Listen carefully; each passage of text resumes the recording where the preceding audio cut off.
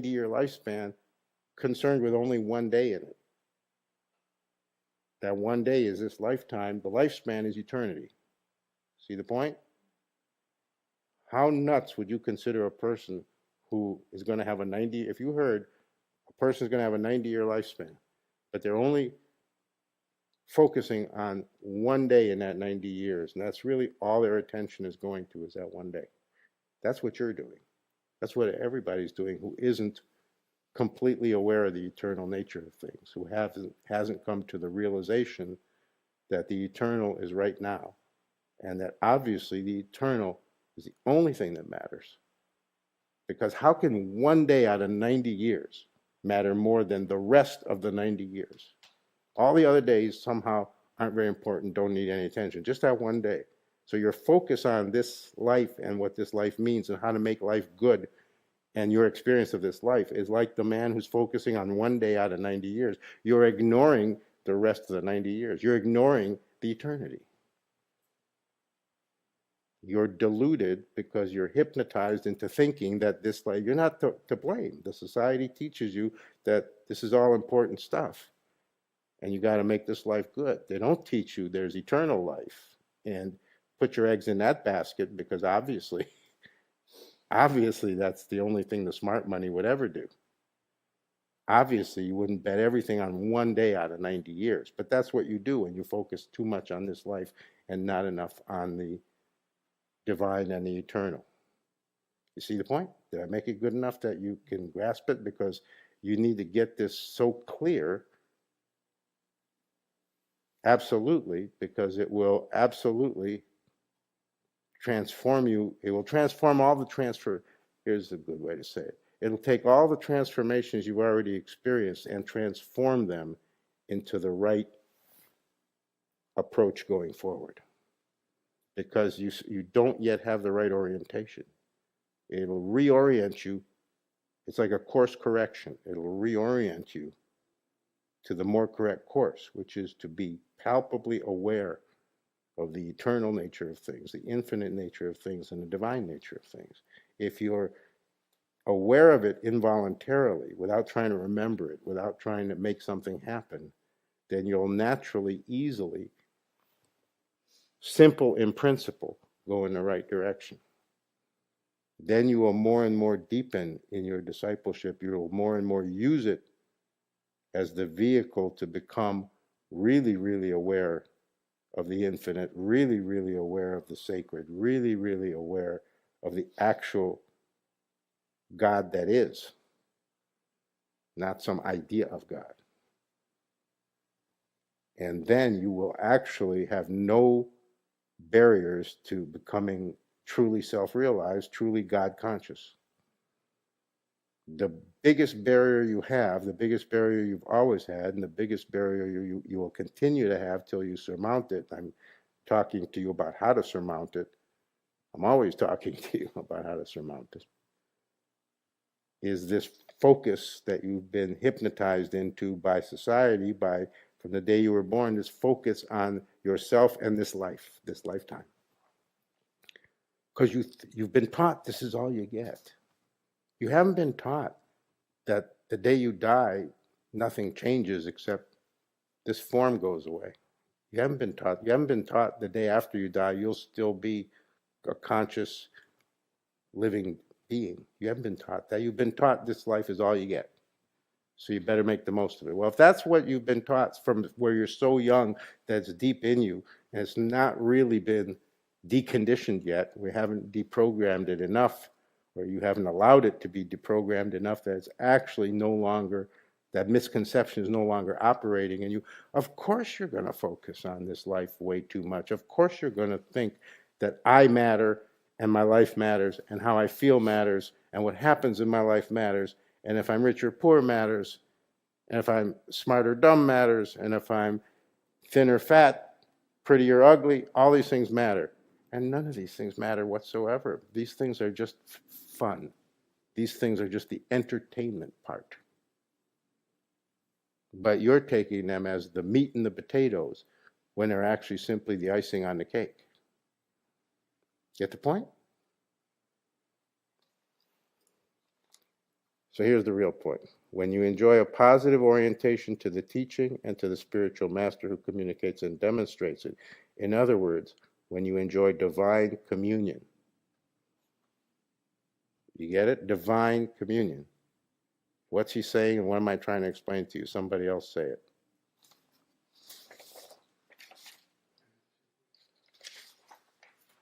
From the interweb, say it.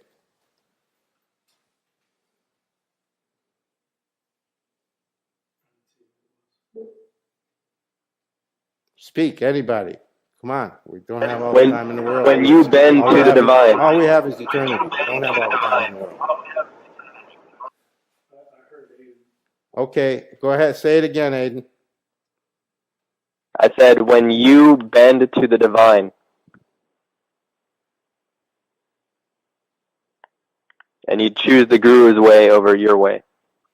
Okay, but not quite. I mean, of course, just like the other thing, nobody can give a wrong answer to what I'm asking for. They'll all be correct, but they'll all be aspects.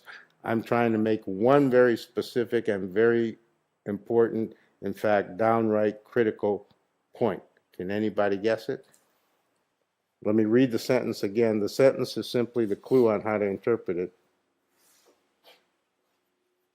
When you enjoy a positive orientation to the teaching and to the spiritual master, so that's not the important part for what I'm getting at.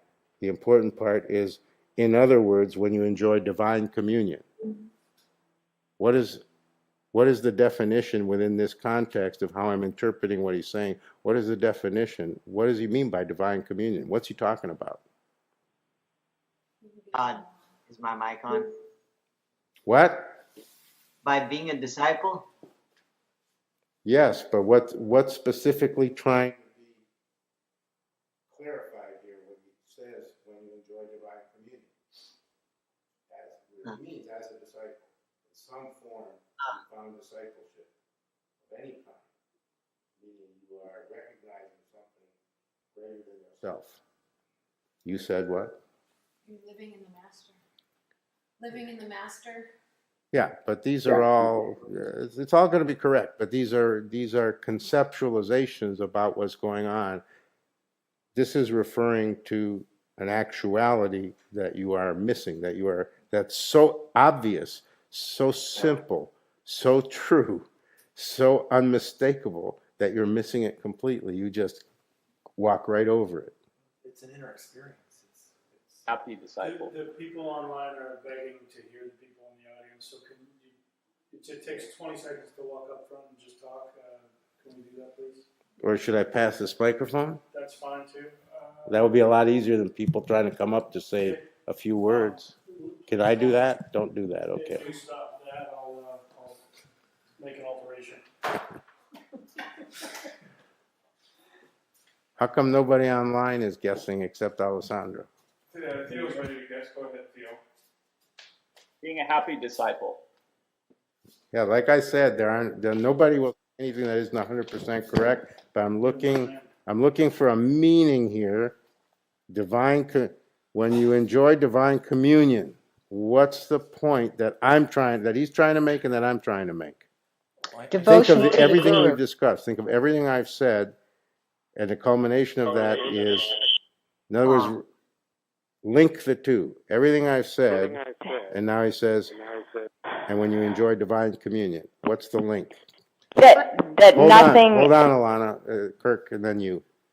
And Davina and Alana. Okay. well, divine communion is an inner experience. It's not conceptual. It's just Believe something. it or not, you still have to speak up. I can't hear you at all. I'll leave I this got it. microphone. He does have that kind of. I have a soft voice. From the back of his being voice, it's so mellifluous. But yeah, it's even when you got the microphone literally on your mouth, I'm chewing you on have to this thing. speak up. Yeah. But it's an inner experience. It's something. You're very, very close, but there's a simpler, more direct and clear way to say it. That's correct, but that's not the point. But you've got it. You're just not communicating it. Who was next? Dabina? The call board is Alana. setting up. Okay. Which they can't hear me now. Because you have the mic. Thanks, Gary. I have Alana, Davina. All right, just tell someone to speak. I can't. Yeah, Dabina.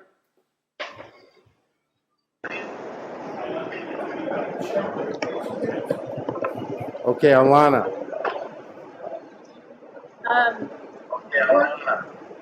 Being in divine as a disciple, your guru, understanding your location in. Start again from the beginning. We just had start again. Okay, so being in divine communion is a disciple-master relationship with the full understanding of the disciple being at the intersection of infinity and eternity. That's the correct answer, but it's not being said in a way. It's being said in a way that makes the real meaning obscure. Okay. So, did Theo give his answer? Did I miss it, or did he not speak yet? Because you said Theo. I did speak. Oh, what'd you say? My answer at that time was being a happy disciple. That's right, being a happy disciple. Yeah, they're all correct. All right, so let me give you the game. Okay. Who else? There's one more? She's at an airport. Oh. She's a type that when self disappears in unity consciousness, and then Mania also has a 5 ways. Okay, well, let's just move right along, and I'll give you the answer, because we can't play these we can't have fun all the time. Some understanding has to be arising. All right, so here's the point. Here's the real point. This is so important that literally your eternity depends on it. Do I have your attention? I'm sorry, what? Let me have a sip of coffee for pregnant potency to make a dramatic, so that you wait and the tension builds. But actually, I just wanted a sip of coffee. So I'm going to read this whole sentence, and this time I want you to get it. I'm going to read the whole sentence, and I want you to hear the meaning of it. And then I'm going to explain it to make sure you got it. Now listen to this with the most highest intelligence in you so that you hear the actual communication. When you enjoy a positive orientation to the teaching and to the teacher, in other words, when you enjoy divine communion, hearing the teaching and being with the teacher is divine communion. That's the point. Your idea is divine communion is why you became a disciple, so you can find it in the future, so you can get enlightened, so you can get God realized, so you can get self-realized, so you can find truth, so you can go to source, so you can know spirit directly. It's a future concept. It's something you're striving toward. It's something you have to get to. He's saying it very, very clearly, and it's true, and you've got to get it. In other words, that's very important. In other words, because that's what we're saying. You're not getting it because you're not getting that. In other words, there's another way to look at it. Discipleship isn't about what you're going to get in the future. It isn't about God consciousness that you're going to get in the future. When you enjoy, in other words, when you enjoy divine communion, in other words, you're getting it right now. What you need to understand in a fuller, richer, deeper, way more elemental, simple way is that discipleship is divine communion. Discipleship is the actual, right now, divine experience. It is the experience of communion with the divine in this moment. And you do not have to experience it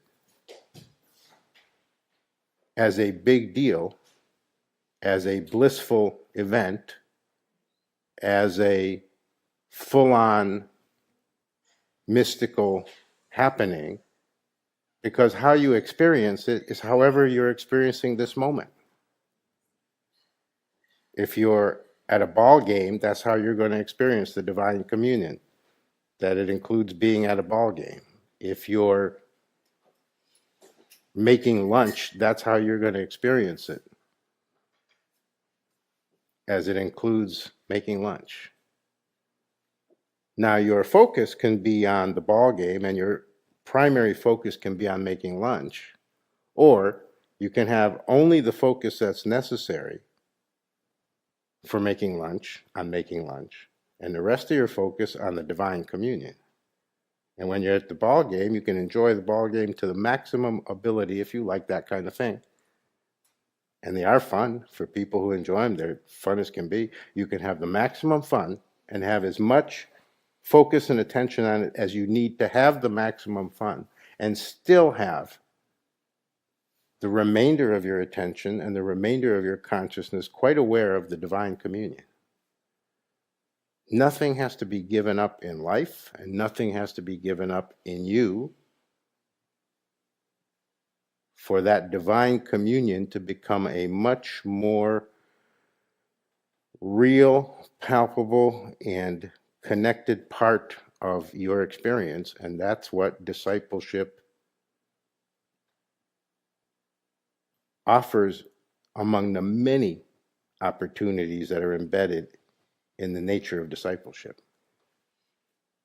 But this is the most important one that you've got to grasp. If you're a disciple, that's why I asked who joined us and everything at the beginning, since I got the list of who's on the telephone and who's online and who we can't see and who we can't see, not just who's in the room, because I wanted to see how many non-disciples, because I didn't want to go into this in a very lengthy way if it's half disciples and half non-disciples, but it's all disciples, and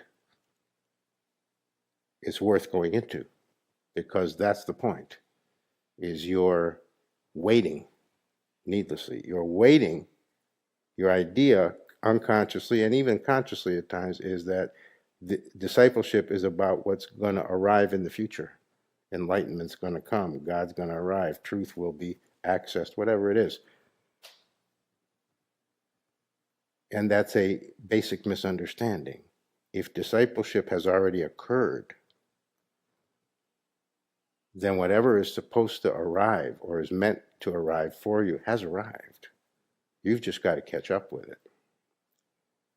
So the divine communion that you think is, if you luck out and succeed in this discipleship game, the divine communion that's ahead, it's not ahead.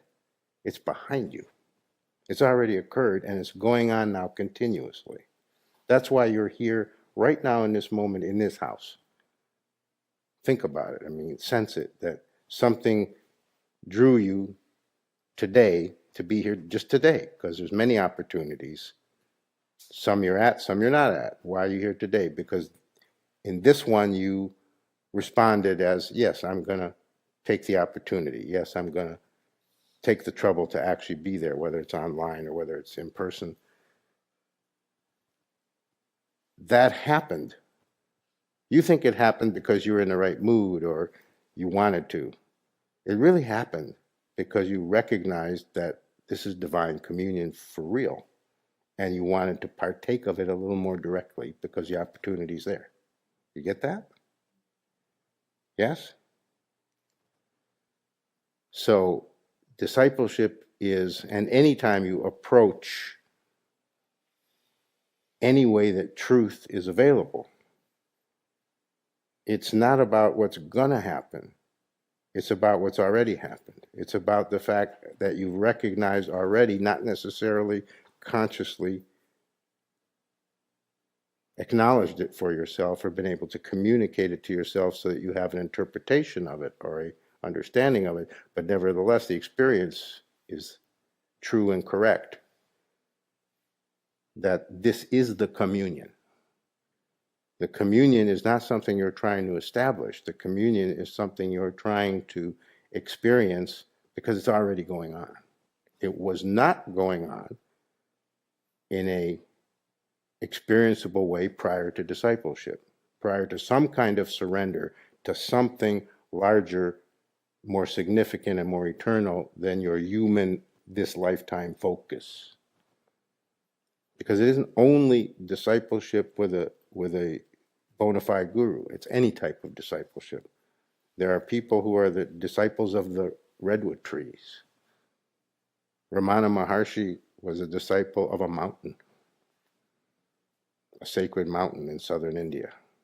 That's valid. It doesn't have to be, the guru doesn't have to be in a human form, because it's not about the guru. It's about the disciple. It's about, can you surrender to truth? Can you surrender? Can you give yourself up? Can you stop the obsessive self-focus so that you actually give yourself up to what's vaster, greater, and truly eternal.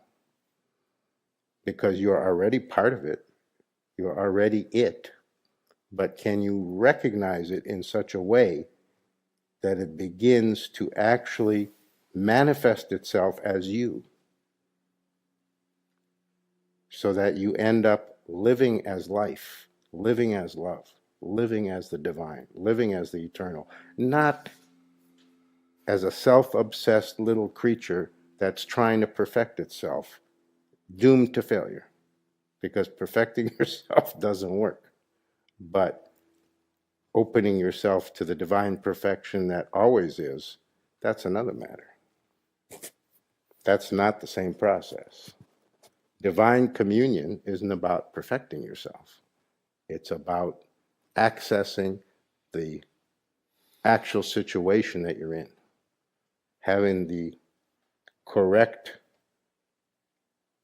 understanding and orientation to actual life, which is a divine situation, not a worldly situation. The worldly part is there. Nobody, you'd be a fool to deny that, right? You got to eat, you got to sleep, you got to, in Los Angeles at least, you got to wear clothes or you get arrested. There's certain things you've got to do. That's the worldly part. There's no need to be in rebellion to that, because obviously that has a role to play. Obviously that's here for a reason too. And you don't have to figure out what it is. You have to just handle it sufficiently so that you can devote yourself to what you really want to devote yourself to, which is the life divine, which is the eternal part of life, which is the fact that you are right now in the eternal moment. You are not in Saturday morning. Saturday morning is just a practical term. The actuality is you are right now in eternity, where you've always been, where you'll always be. Because existence can't be anywhere else. There's nowhere else to be. There's no other context for anything. There's no other place. And there's no other time except the eternal moment of now. Divine communion is more and more knowing that, so it actually is, whether you like it or not, want it to be or not, perceptible to you all the time. That doesn't make you higher. That just makes you more and more aware of the facts. That doesn't make you better than Joe Schmo. It just makes you more aware of the reality than Joe Schmo. Joe Schmo may actually be having a much nicer life than you. But if your choice is between a nice life that's diluted and a not as pleasant life, but you know something about the actual facts, my recommendation is you choose the second one. That you choose an awakened life over a good life. Good life is booby prize on the cheesy side. You can take all your life energy, and if you really expend it, you'll make a good life. It can be done with enough, focus, intent. If you're really persistent, if you really have a I won't give up attitude, and you want to make your life really great and have a truly pleasant life, you can do it. And you'll have wasted your entire life. But if you put that same energy into your eternal life, which I guarantee you is going on and will go on, the day you die, that's not the end. And the next day after that, you'll be somewhere. You'll be quite amazed. If you don't fully know and accept that yet, and you die without having fully known and accepted that, you'll be shocked and amazed that you'll still be there. You'll go, oh my God, they were right. So if you don't know it from any experience of your own or any deep insight or anything else, you really should just accept it. Of course, if you're a disciple, you should accept it as fact, because I'm telling you, absolutely factually, it's so, that it's beyond question. It's not a theory. I'm not telling you something I believe. I'm telling you what I know for sure. So put to bed any ideas that there's an end to anything. And then you'll have the right attitude of seriousness, responsibility, but with not an overly serious approach. Because I like what's at the end of that paragraph. Nothing ultimate is at stake. It's just the game of the universe. So that's what you've been taught, is that this is a life and death affair, this lifetime. Being you, being in this life, being on this earth, having one shot at having a good life or being happy. And that those are the ultimate stakes. Either you have a good life or you don't. And those are the ultimate stakes. And trying to stay alive both as long as you can, longevity, and as well as you can, having the best life possible. Being as happy as you can possibly be for whatever the reasons are, because different people are made happy by different things. The worldly happiness we're only talking about. The spiritual happiness is not about things. But some people are very happy if they own a lot of sports cars, and other people are very happy if they have a lot of money in the bank, and other people are very happy if they have a ton of friends, and they don't care about sports cars or money in the bank. So it's whatever floats your boat. But if you're still in the delusion that we're taught by society that these are the ultimate stakes, whether we get what we want, those are the ultimate stakes, then you're still in the delusion, that's what he's talking about, that there's something serious going on here in this worldly aspect, that it matters how your life turns out, it matters what your experience is, it matters what you accomplish or don't accomplish, and it matters whether you see yourself as a winner or a loser, whether you win at this game or you lose at this game, all that matters. And what that's saying, of course, is that none of it matters. Ultimately, that this is not serious, this life business, because it simply is something that you find yourself in. You didn't create it, you didn't ask for it, you didn't sign up for it, you didn't get it on layaway. You just woke up one day and you were here. And I've said this many times, and someday somebody's going to get it. The only experience you've ever had and will ever have is waking up to this moment. Every moment you're waking up to this moment. What you think of as your moment-to-moment experience is the only experience you can have, and it is the experience of being awake to this moment, aware of this moment. Whatever you notice and whatever you experience about this moment, that's it. But that's what you don't see necessarily, is that that's a kind of waking up. It's kind of like when you wake up in the morning when you've been asleep all night. That you're doing that every second. You just, in other words, find yourself here right now. And now again, you find yourself here. But you don't see the arising of it. You think of it because you experience it, because you've been taught conceptually that it's continuous. It's not continuous. When you die, it'll discontinue and you'll have a different experience. But that doesn't mean it's continuous while you're alive. It's actually not. That's just how we experience it, because if we experienced it how it really was, we wouldn't be able to function at all. Because it's more like lightning striking every nanosecond. That's how life actually functions. How can you say it? How it works mechanically from a metaphysical side.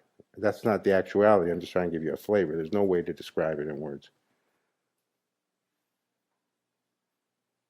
So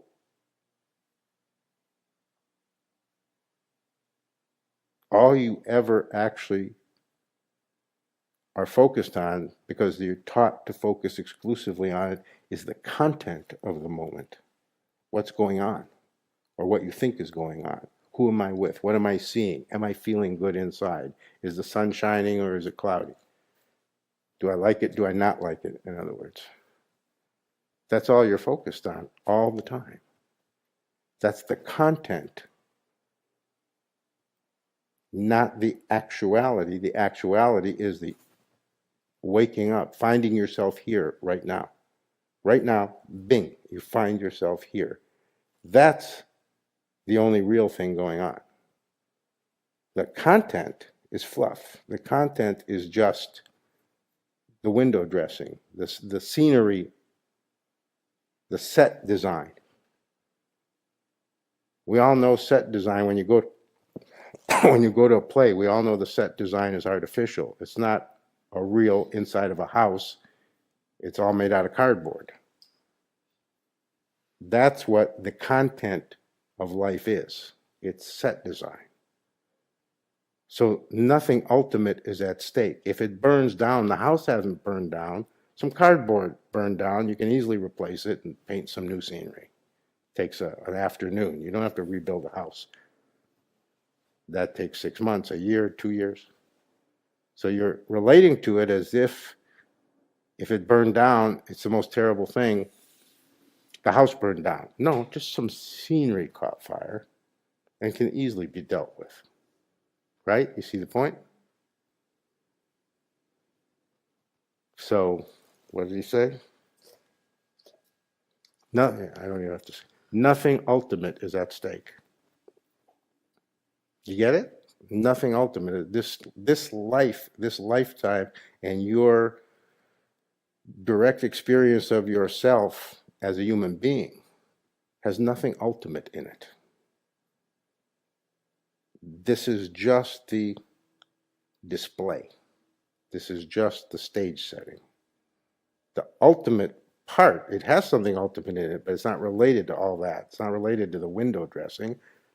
The ultimate part is the inner divine actuality and true experiencing of the nature of consciousness itself, which is divinity itself.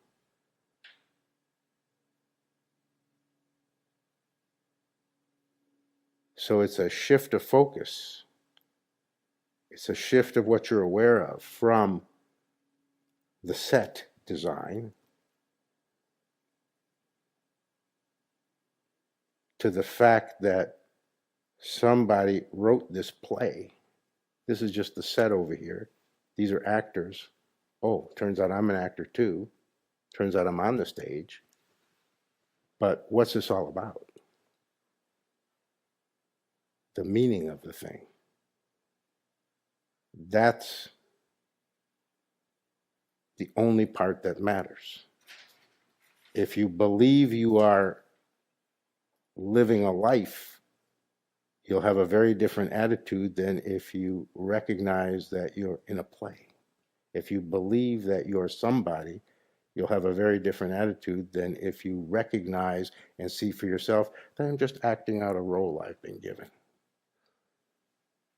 Then you'll not take it so serious. If you realize you're an actor in a play and you've been thinking you made up these things you say, and you suddenly wake up to the fact that, and it is a fact, that I've been given these lines, I've memorized them. I've memorized them so well that they become real to me. I'm such a good actor that I've gotten lost in the part and convinced myself that I'm this person and it's really going on. Oh, wait a minute. It's a play. How could I forget? It's a play.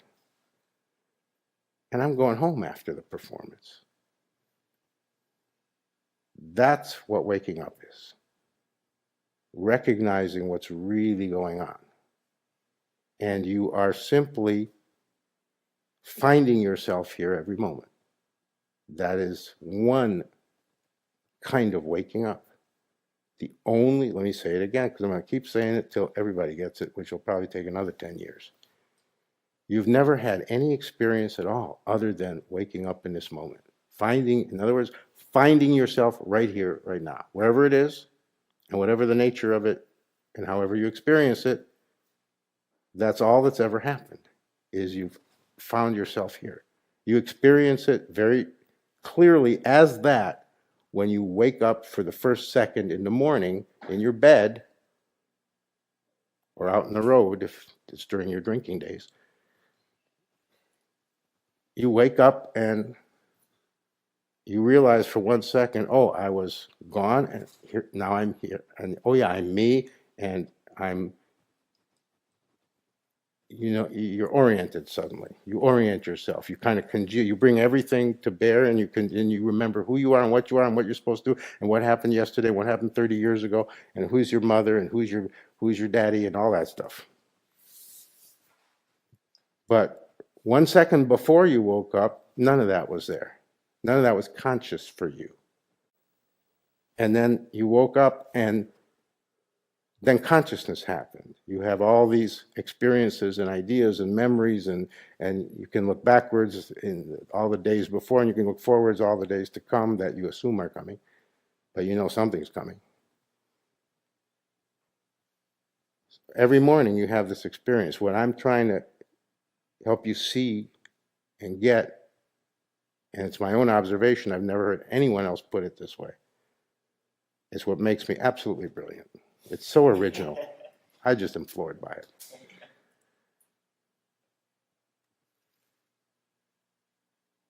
That waking up in the morning, 1 second experience that I'm referring to, you're having that every second. Every second you just wake up, here I am. Because imagine the opposite. Another second comes and you're gone. You don't have the recognition. You don't have the kind. It's like you fell back asleep. You've also had that experience in the morning. You wake up, you're awake for a few seconds. You don't have, it's Saturday or Sunday, you don't have to go to work, and you decide to just catch a few more winks and you go right back to sleep. That could happen right now. And that's what will happen when you die. You'll simply go back to sleep. You won't be aware of this anymore. You'll find yourself. You won't wake up to this moment the way you experience it now. You'll wake up to this moment in a different display of experience, a different nature of experience, a different kind of experiencing.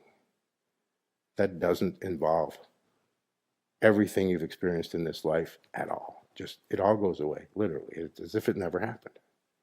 That's why I can say with such unhesitating and blunt manner that nothing in this life matters. Because I know it for fact, because I experienced it. I've been shown directly, I've been to the other side.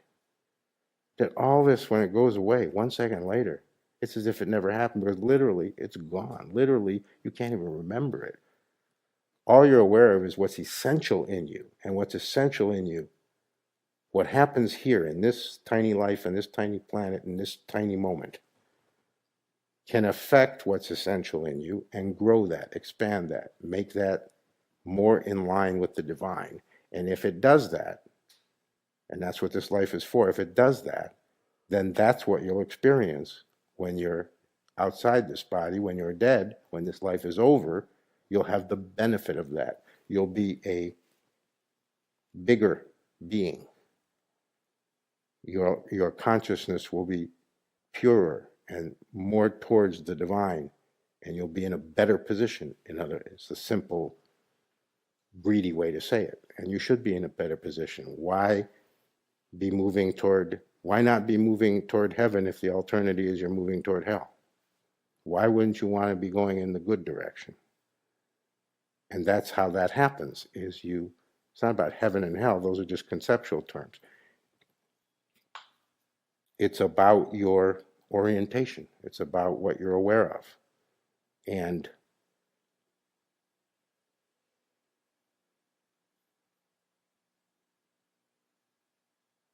this moment is the opportunity, and every moment, to be oriented more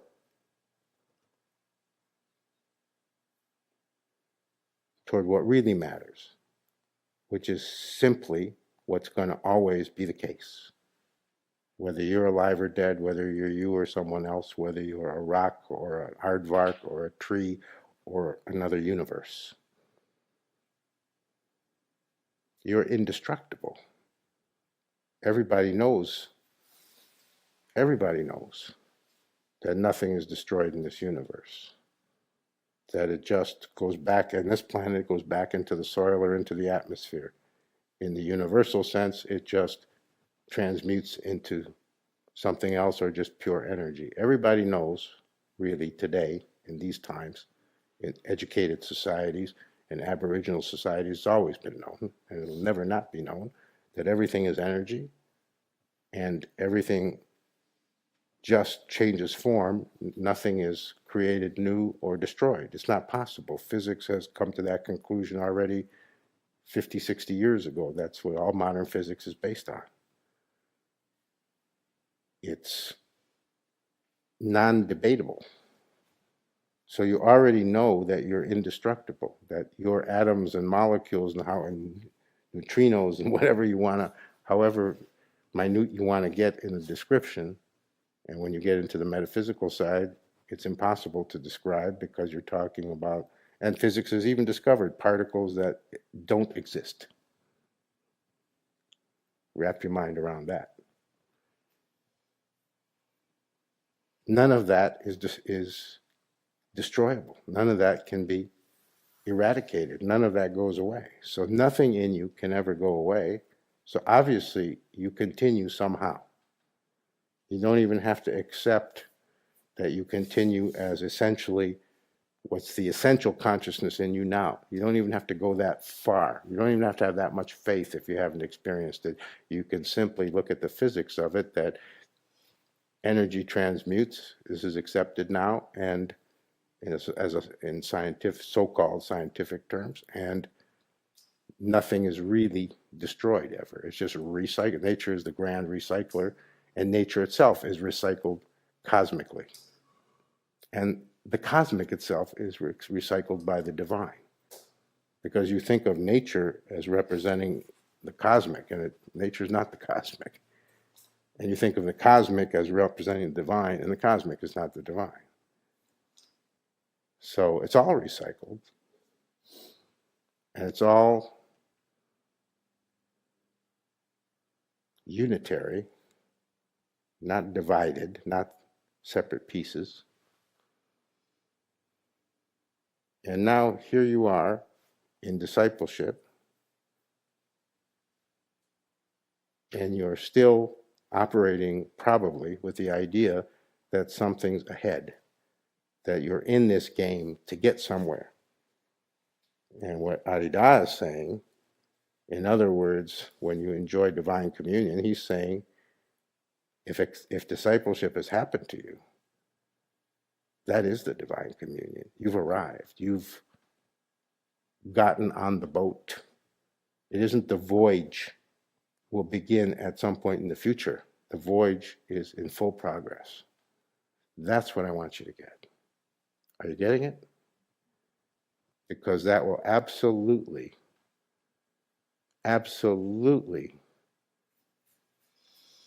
help you to drop the needless worry, the needless anxiety, the needless concern for yourself and your situation and how things work out in the future. Just remember, things work out in the future one and only one way: you die. The rest will take care of itself. You don't have to be too overly concerned. That doesn't mean don't take care of your business. Doesn't mean don't handle your life. It means don't think that how that goes is the definition of you or what the real meaning of your life is. I want you to get to the point where you have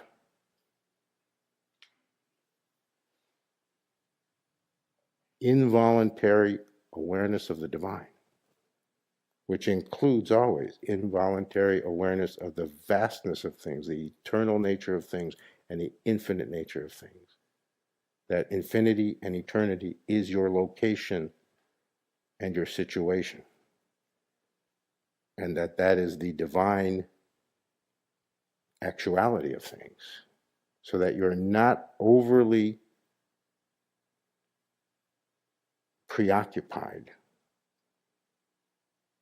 with this moment, the problems of this moment, this body, this life, this set of feelings that is passing, coming and going, because it's just factually so. It's just the truth. It's just the actuality itself that right now it's all going on. And you can become aware of it. Why have I been focusing now for weeks on practicing mindfulness, awareness? That's the end goal of that practice. The end goal is if you become aware all the way, you'll be aware of God. All the way, all the time. Then it becomes not a practice. Then it becomes simply your direct seeing that doesn't ever waver. You haven't created something new. You've simply developed the ability to see what was always right there and available and easily seeable, but you are, obscured in your vision by all kinds of nonsense you've been taught from the time you were born. You've simply been taught wrong. You've been taught to look the wrong way, hear the wrong way, feel the wrong way, and think the wrong way. And none of this is a problem. It can all be set right. Childhood is when you have no choice, and adulthood is when you get to choose if you prefer reality over what you've been taught. And if the call to discipleship happened for you, you've made that choice, or else the call would have never happened. That call, that calling, that heart urge is a reflection of what you already decided in you, not consciously, and in some cases, partly consciously. You already decided well before, no matter how the discipleship aspect came to you, you already decided well before that you are absolutely willing for what's real. Otherwise, it's not possible, because all the rest of this planet's humanity, which is the vast majority of people who are living conventionally in conventional ideas and the conventional way of living and the conventional view of things, which is all concept-based rather than experience-based. In other words, they're living in their mind. They're not really living. They're living the conditioned life. They've also decided, I'm not really interested. You've decided, I am interested. That's why this happened. That's why I ended up in your life. Or if you're the disciple of someone else, why they ended up in your life. Or if you're a disciple of a holy mountain in India, that's why that happened. Because you decided already, somewhere along the line, either long before or 1 minute before, that you would prefer the truth, you would prefer the actual facts over a nice story, a pleasant fiction. You would prefer a real life over a fictionally pleasant life. You already chose reality. You already chose truth. You already chose God long before you, usually long before you recognized any movement in the direction of those things. So you thought it came to you, but you actually did decide. I guarantee you decided. I guarantee you decided and didn't know you decided, because there's another moment that can come, and does come for most people, when they actually do decide consciously. They think about it and they decide, and they think they decided in that moment, but that moment happened because they decided unconsciously long before. Because it takes a while to get from the original unconscious, more soul decision to the conscious mind decision. That's usually not a few days in between. That's usually years in human terms. And I speak in human terms because we're required to. But I'm trying to speak about what has nothing to do with human terms, in human terms. That's why you have to keep interpreting the right way. Okay, this turned into more of a discourse. So whoever wants to stay, even though we're officially at time, will continue, because I want to give you guys a chance to comment, ask, report, or whatever you want to share. Go! I get to drink my coffee now. I only drink coffee these days in these online satsangs, actually. The rest of the time, I don't ever have it. And if we had online satsangs in the evening, I wouldn't have it. It's only because we have it in the morning, before noon. Yeah, I have no more. The only vices I have left are you. I'm not even a regular smoker, a coffee drinker, or anything else. At my age, I don't even routinely masturbate.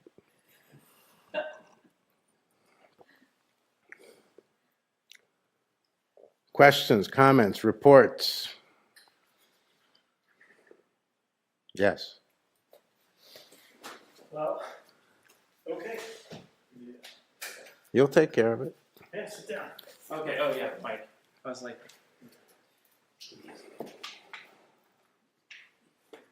could also hold the other mic. That was easy. No, it's the feed. It's nice to see you too. It's nice to see you too. Okay.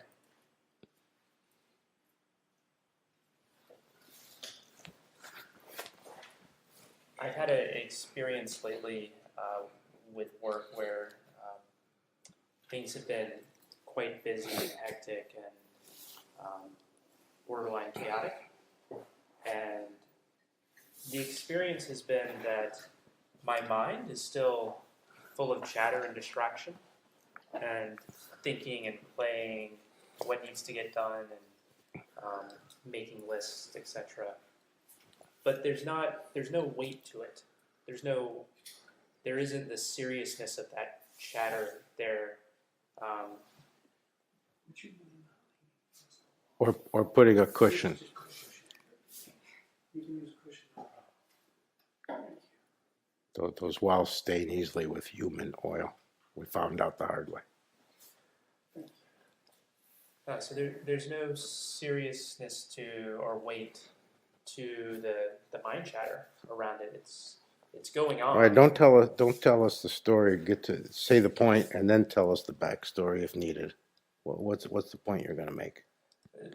The point is, we talked a few weeks back in online satsang, and you mentioned that the end of worry was possible for me, and it feels like For you? I said it's possible for you, or I said it's possible for anybody. Just remind me. But you were saying specifically for me that I was getting close to the end of worry. And you actually believed me. I do believe you, yes. Okay. Go ahead. And this experience feels like further evidence of that. And my question is, does eventually the mind chatter go away as well? Or does... That's up to you. Okay. The mind chatter is an automatic pilot kind of thing, and it's also a very, very ingrained thing because it's taught to you so early and it's so reinforced by everything, really. Everything that the worldly aspect of things includes really tends to, in subtle ways, reinforce it powerfully and continuously. So that takes more conscious focus and actual working on to get that whole mechanism to slow down, ease off, and eventually shut down. But the part about you can be worry-free, worry can be not a part of your life anymore, that doesn't require any of that kind of more concerted effort. That can happen in a simple, natural, easy process way, and everybody who is with me is on the road to worry becoming something you can't do anymore. I'm unplugging it as fast as I can. Some of you just are more insistent on keeping it than others. I mean, it could be unplugged for everybody yesterday if you would quit fighting me and allow it, but I can't fault you for that because that's what we humans do. I did it as much as you do it, if not more. Until you don't do that anymore, until you're actually surrendered to truth, until truth is actually calling the shots, until God is actually the context of things for real, not just something you know, that it's your actual direct experience without any gap, without ever ceasing. Until that's the case, some kind of resistance is inevitable because that's your makeup. The fact that you experience yourself as you do, as separate, that in itself is resistance. It's resistance to the actuality. So how can you not resist the guru who is the messenger, the harbinger of that reality? You're resisting the reality itself. Of course, you're going to resist the spokesperson for it too. It's not your fault, but you can do your best to do it less, to catch it more, and to try to soften it and actually even remove it. Actually do better. Actually step over it. That takes awareness and consciousness. That takes the effort of consciousness. But worry leaving you is not an effortful process, because once you're in discipleship, the guru is actually, it includes a tacit understanding and an acceptance between the guru and the universe that you're going to allow the guru to take the worries from you. And you don't have to be aware of that. But you don't have to play a part in that consciously. I do it, and every guru does it in trickier ways, because if the guru, he or she, ever says to you, "Oh, I'm going to take your worries away," you'd fight like mad. You don't know how to take a statement like that. So it has to be done it has to be done kind of in your sleep, while you're not looking. So that part is completely my responsibility.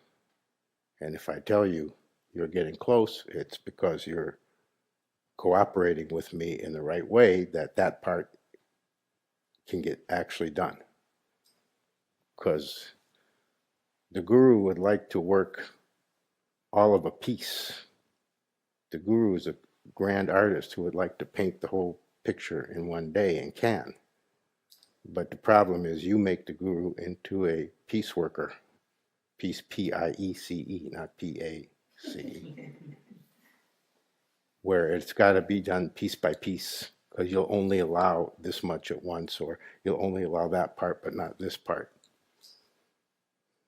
So again, don't use that. Your mind is not to seize that and use that against yourself and say how screwed up you are and how terrible you are. That's just how we do. That's just how we humans do.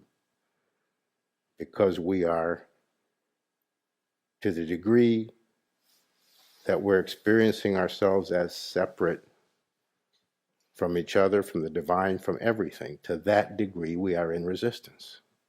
To that degree we are out of tune with the actuality. It doesn't mean the actuality isn't there. It means we're not aware of it. The guru is only and always simply trying to bring you into that awareness so that you're not ignoring it or oblivious to it anymore. You're not to blame. You've been taught to disregard it. It's so obvious. It's so in front of your nose. It's so simple that you literally don't see it, that you just keep stepping over it. Somebody, some kind of agent has to kind of get your attention, stop you in your tracks, and say, no, look at this. And that's why God invented gurus. But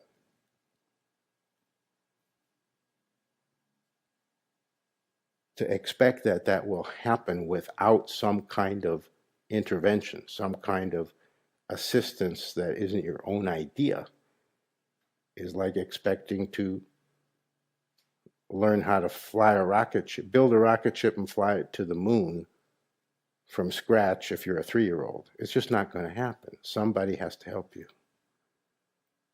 If you're asleep, somebody has to wake you up. If you're blind, somebody has to help you see. If you're lame, somebody has to help you walk. You're not blind, you're not lame, but there is no way without divine assistance that you can get the divine, and the Guru is a form of divine assistance. There's no way you can get there without assistance because you are handicapped by the fact that you were born into a human body in a human societal structure. Therefore, you were immediately, even in utero, taught and influenced in certain ways that prevent you, that act as barriers from being really conscious of the actuality. And the process for this is called growing up. I've explained this many times. You can remember when you were a child, when you were innocent enough that you were in touch with that actuality, where your consciousness was not diluted to the degree it becomes in the growing up process and the societal socialization process. They get you to fit in, and the price you pay for that is your consciousness is diminished. The Guru is simply trying to undo that so that you will have the direct experience of life you had when you were 5, when you weren't tainted with adult notions of things, when concepts weren't more important to you than life itself, and where your hopes and desires for the future did not obscure the present moment. Enlightenment is simply going back to when you were 5, but with the experience and wisdom of adulthood, but the innocence of the 5-year-old, the ability to experience directly of the 5-year-old, the non-conceptual, non-interpretive, non-indirect experience of life. You've already experienced it in spades between the ages of 0 and 10. It's not ahead of you, it's behind you. You're simply trying to reconnect with that, and that will change and open everything. And to some degree you already have, because that is included in discipleship. You can't come to the point of discipleship as a factor in your life unless you've already enough and successfully reconnected with what was covered over in you by the growing up process and the pressures of adult life, as we define it, as we are conditioned into it in Western societies and other societies. So go ahead. I had nothing more to say. Yeah, so that's correct. That is very good evidence. What you're saying is, I told you you were getting close to worry being not a part of your life, that the ability to worry actually goes away, that you try to worry and you can't do it anymore. You kind of forget how, which to people, those of us still on the side of worry, that hasn't occurred yet, it seems impossible and almost sounds incomprehensible. How can worry actually go away to the point where if you try to worry, you can't do it? Like you can't remember how. Like if I couldn't remember how to get up out of this chair and I'd just have to sit here forever. It is just like that. You forget how. You wonder, how did I do that? How did I make that happen? Because you realize after it's gone, after you lose that ability, which is a wonderful thing, but not a high achievement, you realize for the first time that you were actually doing it, that it wasn't a natural part of life or a natural part of how your mind works, that it was something you were actively insisting on, that you were kind of hauling it in with effort, but you never noticed that while worry is still active for you, is still a force that can happen in you. So you're absolutely correct that is a very good practical evidence that you're getting as close as I told you you're getting, and you'll continue to have more evidence But don't look. The trap is don't sit there kind of anticipating, waiting for the day that worry's gone, because that will delay it. When you're waiting for it, it doesn't come until you stop waiting. In other words, it's the watch pots never boil idea. It's really true when it comes to this. If you're waiting for it, it will not arrive. The moment you forget about it, if it's going to happen, and it should have already happened and didn't because you're waiting for it, the second you stop waiting for it, the first second you forget about it, that's when it'll happen. So this is not something to focus on, but it's certainly perfectly good to notice how it's actually noticeably waning, how situations that you know absolutely clearly that in the past would have intensified the worry, and actually there's less worry than ever. Of course, that's solid evidence that you are moving in the direction of it isn't far away, that worry will be not possible for you anymore. That's absolutely part of the cornucopia of discipleship. Not every disciple allows it, reaches it, but it's certainly available to everyone. You don't even have to be a disciple. It's really available to all human beings, but it tends to not happen except in two ways.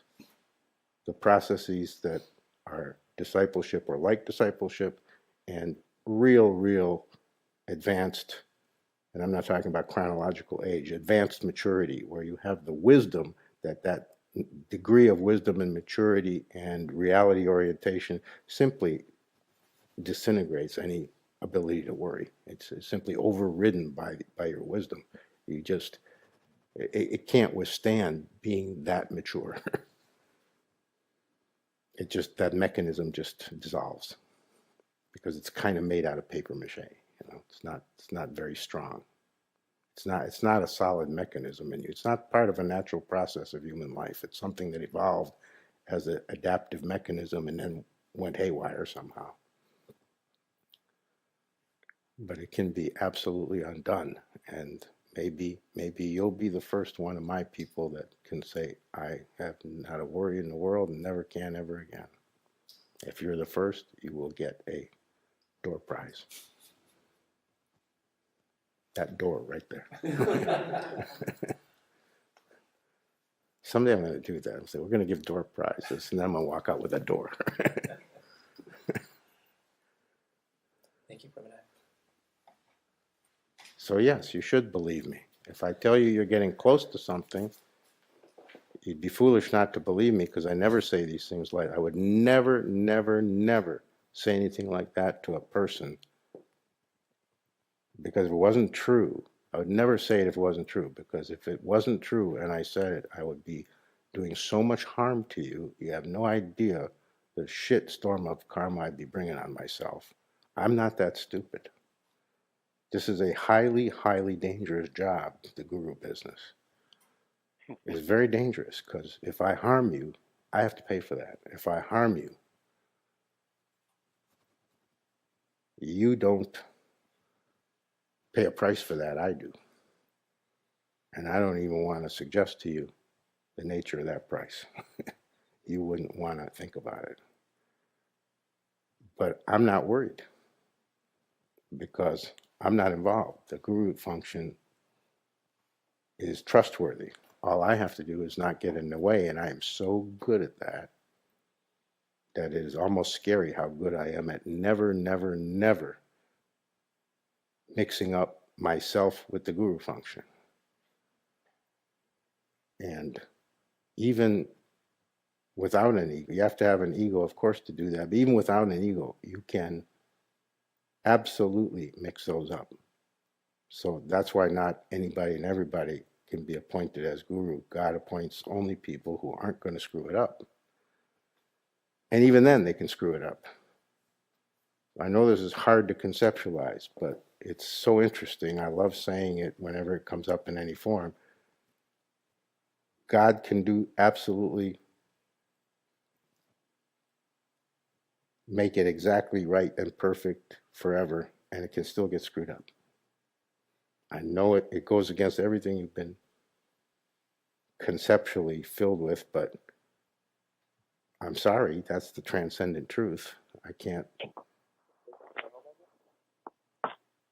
try to make it fit with some ideas that we all have if it doesn't fit, and it doesn't. So you have to just let those ideas be overridden. Your ideas of perfection are not accurate. God can make it perfect.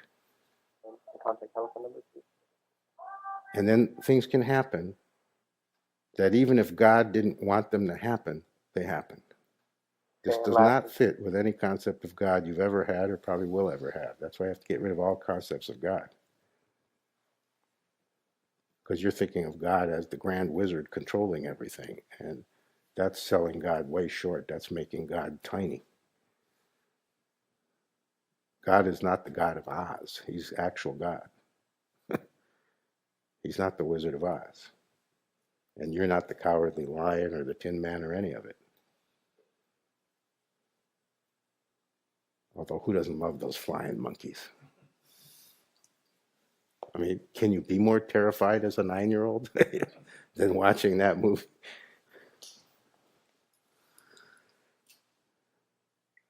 So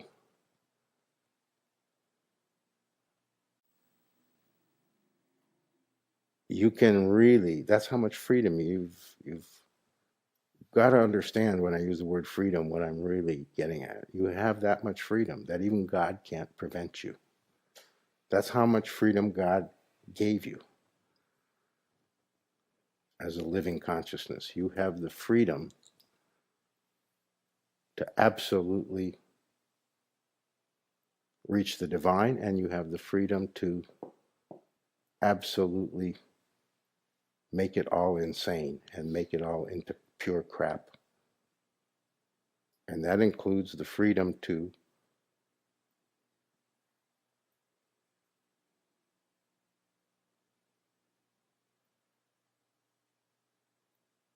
mistake what's right for what's wrong and what's wrong for what's right.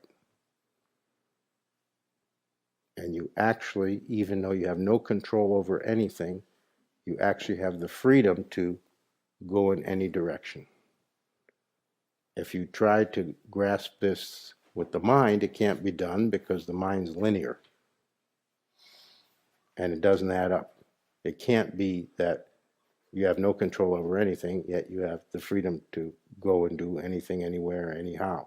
That conceptually can't be, but it's the truth, because the truth is not concerned with the conceptualization of anything.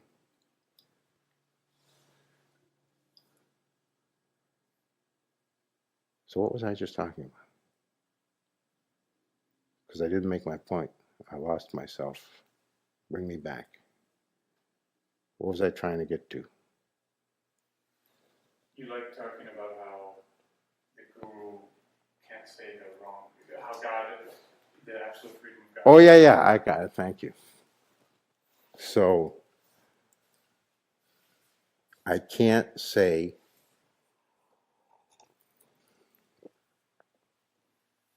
things to you that aren't the actuality if I'm addressing you directly about where you're at specifically towards a specific issue or dimension or area or whatever it is, like worry, like fear, like awareness, whatever it is. If I tell you something specifically about the position you're in at this point in time or where you're headed, I'm not speculating, I'm not theorizing, I'm not telling you something as here's how I see it. I'm telling you the actuality of it. And you should, I mean, I like how you said, I believe you, because it's not really belief. You're not taking it. I mean, the wording is how we talk, but there's a different meaning to what you mean when you say that. You don't mean I believe you on the level of believing. You mean what you're really saying or indicating, or what those words really are getting at, is I know that as a disciple, I know you're my spiritual master, and you would not say that, a significant statement like I'm close to being worry-free for the rest of my life, I know you wouldn't make a statement like that unless you saw that absolutely for sure and knew it was so. Therefore, I trust that it's so, no matter how much or how not much I can see it or feel it. And then, of course, you do the natural thing, which you just reported, which is if evidence becomes evident to you in the course of your days and weeks, you say, oh, there's some evidence about what he said. Maybe he's right. You try to connect the dots, but you've already pre-accepted that if I'm telling you that, it isn't idle talk. I don't tell people things of that nature for no reason. And I don't tell people things like that most of the time at all because there's no reason to. So if it's said, if the guru function decides to say something to you specific, there's a reason. And that's part of the reason, but only part. Part of the reason is so that you can see the evidence for yourself, so that when it actually is the case, you'll be able to recognize it rather than I have to somehow convince you of where you're at, which is what I have to do with a lot of other things a lot of the time, and that's fine. That's how it works. That's the nature of it. But with certain things, you can simply start to see it for yourself, and I don't have to be pointing out literally everything under the sun. Some things you're more than capable at this point of seeing for yourself, and I'm trying to, as you'll notice, just in the last month or two, trying to get you more and more to take on the responsibility for that consciously, because you would rather that I feed you like you're still a child and you're actually at the point where we don't have to play that game quite so much. But you've got to rise to that and start acting like it. You know what I mean? Am I saying it in a way that you're getting what I'm meaning? Because it's not a criticism. It's not saying you're not doing fine. It's saying that you're actually capable of more than you're giving yourself credit for. And because you're not giving yourself the credit, you're expecting me to take care of things that you're already handling fine. And that's a disservice to yourself. And I'm not going to turn a blind eye to that.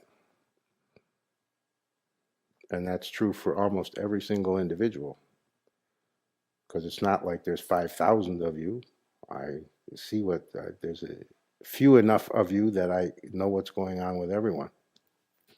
And even if there were 5,000 of you, and it's quite possible in the future there will be, on the guru function level, there's an awareness of each and every individual. It's way more, I'm way more aware of you individually when there's just a few of you as if there were many, many more of you. I don't know how it works if there's a million of you, but I do know that the connection between initiated disciple and guru is an absolute connection.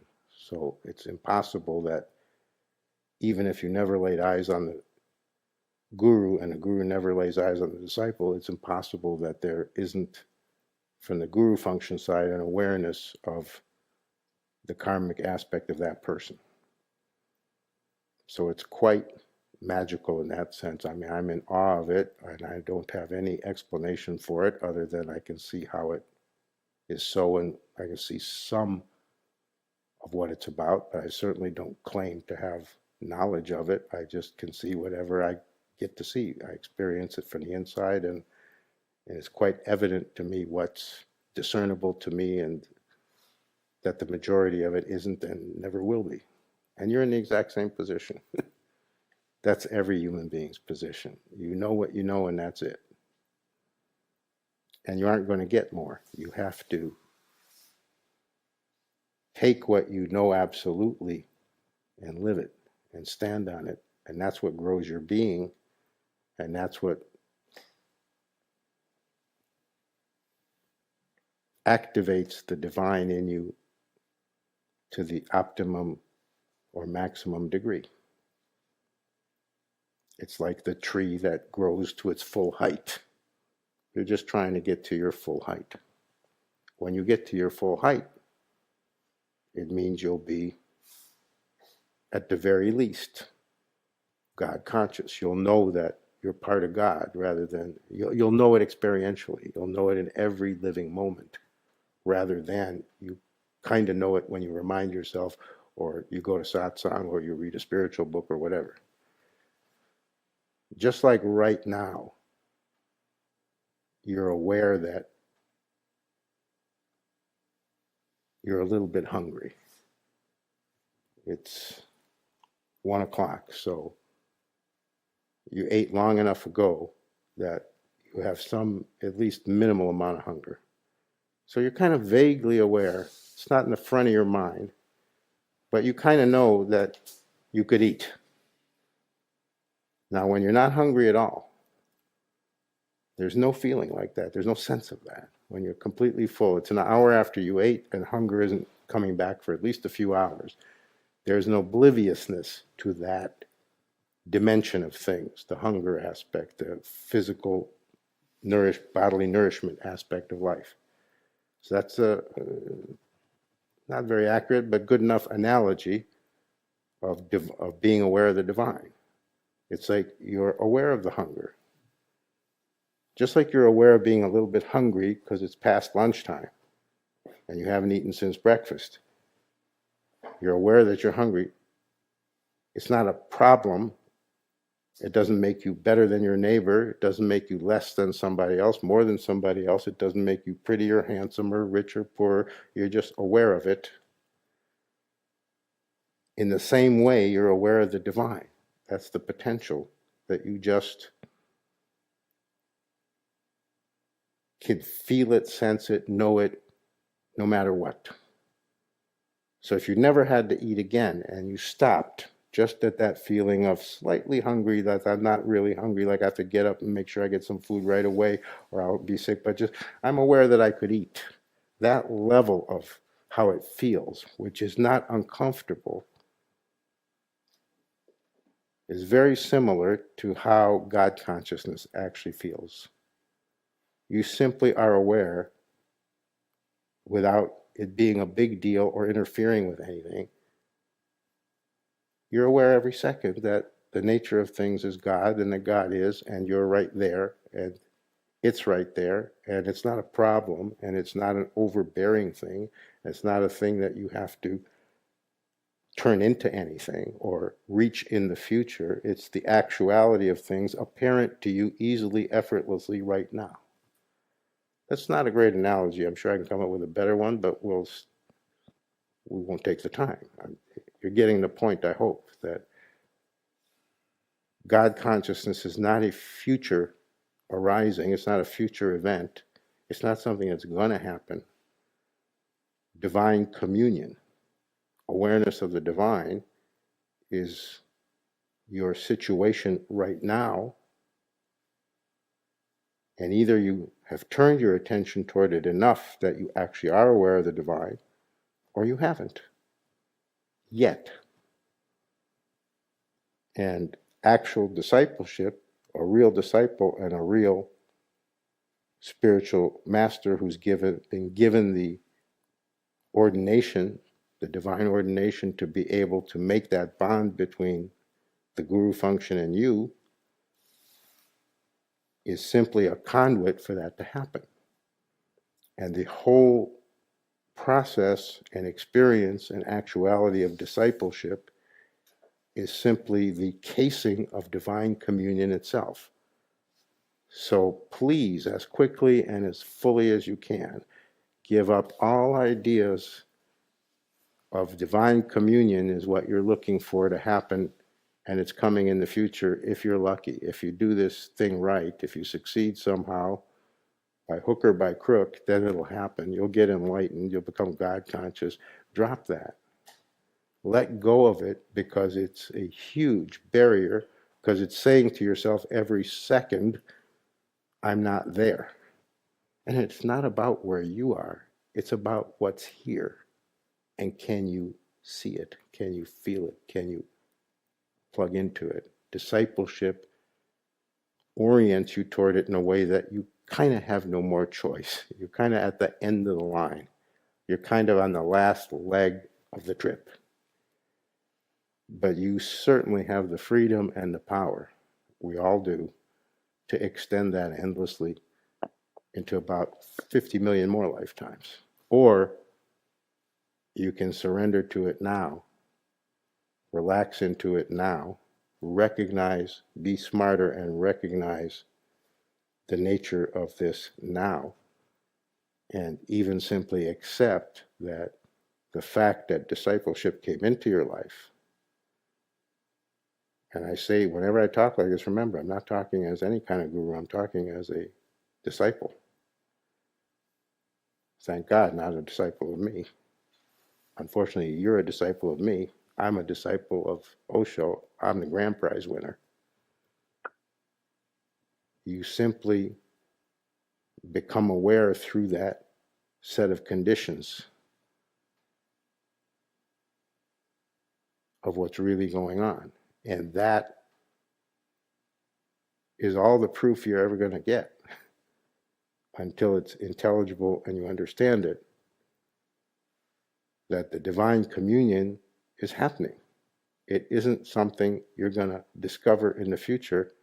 It's something you're going to stumble over one of these days, one of these moments. And it happens for little instances sometimes for you when you think of me or you walk into Satsang or whatever.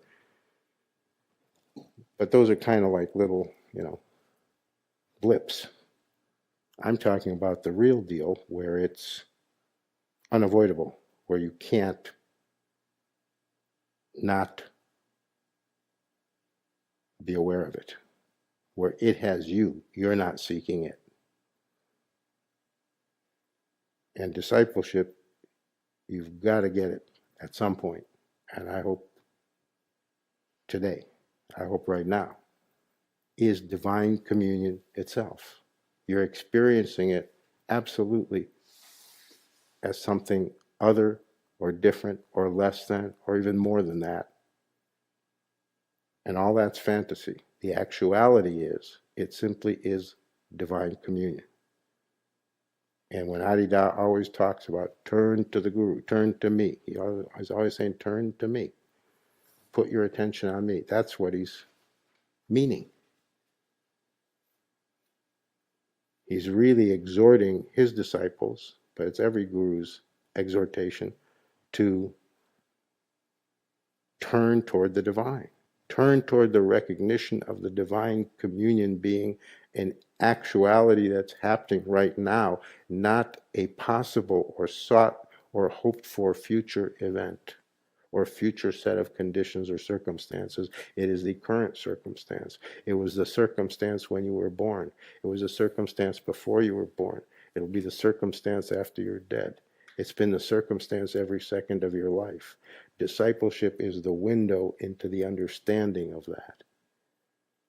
And you're standing at the window. And the Guru is simply saying, open your eyes. Wow, it turned into a second discourse, didn't it?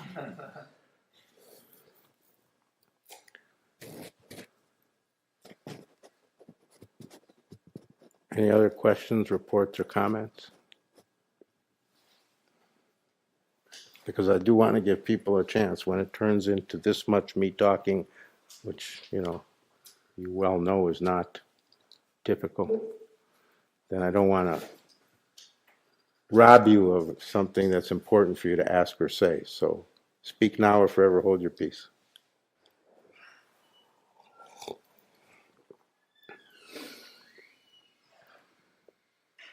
No questions, no comments, no other reports? That's it?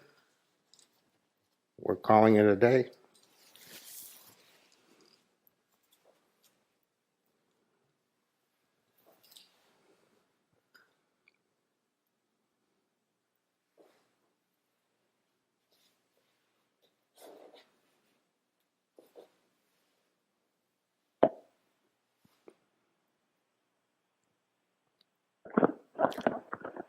So when I see you, I'm always acutely aware that this is divine communion going on.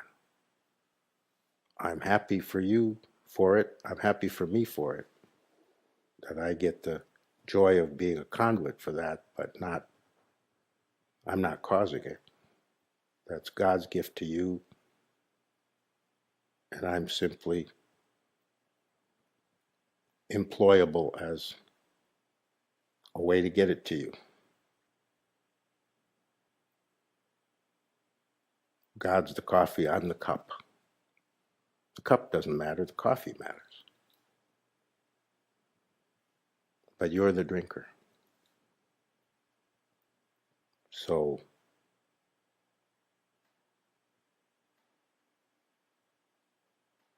when we're together and I'm enjoying the divine communion, this whole conversation today has been simply so that you'll maybe a little bit more also approach it that way, that you are simply enjoying the divine communion. And you can enter it with more that conscious understanding that the divine communion is going on. And then when we're together, it's simply an opportunity to be more consciously and from the heart aware of it. It simply helps in the process of trying to become aware of the divine actuality. But the divine actuality doesn't have to be created. You just have to open yourself to it. We're not creating something. We're trying to experience what's already going on more consciously, with more awareness, with more direct heartfeltness.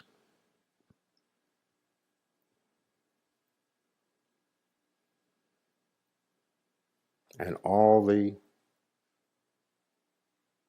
expansion plan for international centers of divine awakening and having centers in other cities and having all kinds of new and entirely different programming available for all kinds of different types of people is simply trying to cast a wider net for that communion so that more people can benefit from it. Those who are ready, those who want it. We're not going to go out and drag them in. It's simply about outreach, about making it more accessible to a wider range of people because it's worth sharing. It doesn't have to be our little secret. And the party only gets merrier when there are more.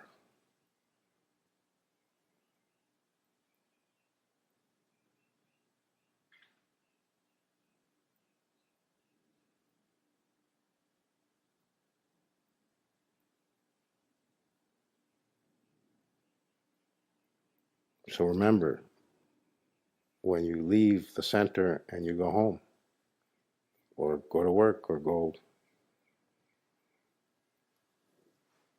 wash the dog, or take a nap, or whatever you're going to do,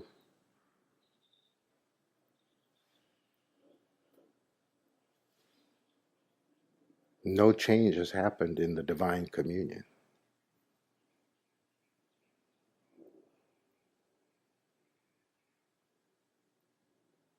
Let's say it this way. Human birth is being born into divine communion.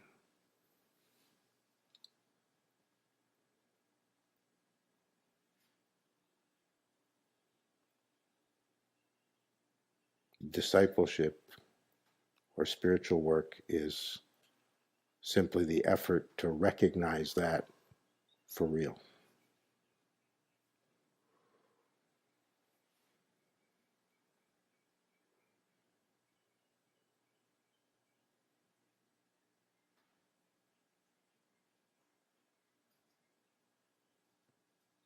So when you come, try to come more in that spirit, more lightheartedly, more like there's nothing ultimate at stake. Try to come with the understanding and the attitude that divine communion is already in every way your position. It's not something you need to find. It's something you need to enjoy. It's something you can recognize more in this moment, in any moment. And you are, and you will.